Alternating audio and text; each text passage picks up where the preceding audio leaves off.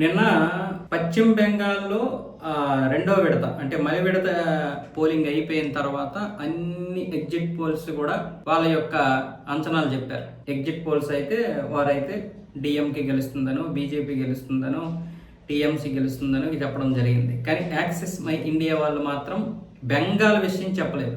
ఇక్కడ తమిళనాడులోనేమొచ్చేసి విజయ్ గెలుస్తాడని చెప్పారు. అంటే ఎవరూ చెప్పని విధంగా వీళ్ళు చెప్పారు. విజయ్ ఇక్కడ 120 స్థానాల వరకు కైవసం చేసుకునే అవకాశం ఉందని వీళ్ళు ఒక సంచలనమైనటువంటి వ్యాఖ్యలు అయితే చేశారు యాక్సిస్ మై ఇండియా వాళ్ళు. కానీ బెంగాల్లో ఎవరు చెప్పడం లేదంట.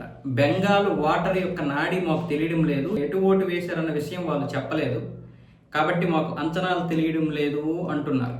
అందుకే మేము బెంగాల్ ఎగ్జిట్ పోల్స్ అయితే ఇవ్వము అని చెప్తుంది ఇప్పుడు యాక్సిస్ మై ఇండియా. దీనికి సంబంధించి ఆ ఫౌండర్ పేరు వచ్చేసి ప్రదీప్ గుప్తా. ఈయనే ఎక్స్లో పోస్ట్ పెట్టాడు మేము ఇవ్వము అని. మరి ఇందులో మతలబ్ ఏంటో మరి మనకు తెలియదు. ఈయన ఇవ్వము అన్నాడు అంటే అక్కడ బీజేపీ గెలుస్తుందనే దాని అర్థం. ఖచ్చితంగా బీజేపీ గెలుస్తుందనే అర్థం. వీళ్ళు ఎక్కడైనా ఎవరైనా గెలుస్తున్నారంటే అది ఆపోజిట్. అంటే బీజేపీ గెలిచే ప్రాంతాల్లో కూడా వీళ్ళు బీజేపీకి పెద్దగా ఓట్లు రావని కూడా చెప్తారు. అంటే సీట్లు లేవు. బీజేపీ ఉదాహరణకి 150 స్థానాలు గెలుచుకునే అవకాశాలు ఉన్నాయని వీళ్ళు పోల్స్ చెప్తే బీజేపీ ఇక్కడ 90 నుంచి 110 వచ్చే అవకాశాలు ఉన్నాయని చెప్తారు. అదే మిగతా ప్రతిపక్షాలు ఏవైతే ఉన్నాయో కాంగ్రెస్ కానీ టీఎంసీ కానీ అంటే బీజేపీకి ఆపోజిట్లో ఉన్నటువంటి పార్టీ ఏదైనా సరే ఒక 50 స్థానాల్లో గెలిచే అవకాశాలు ఉంటే ఇక్కడ పలానా పార్టీ అంటే ఆ పార్టీకి సంబంధించినటువంటి ప్రతిపక్ష పార్టీ ఏదైనా సరే 100 నుంచి 120 స్థానాలు గెలుచుకునే అవకాశాలు ఉన్నాయని చెప్తుంటుంది అనమాట ఈ యొక్క సర్వే.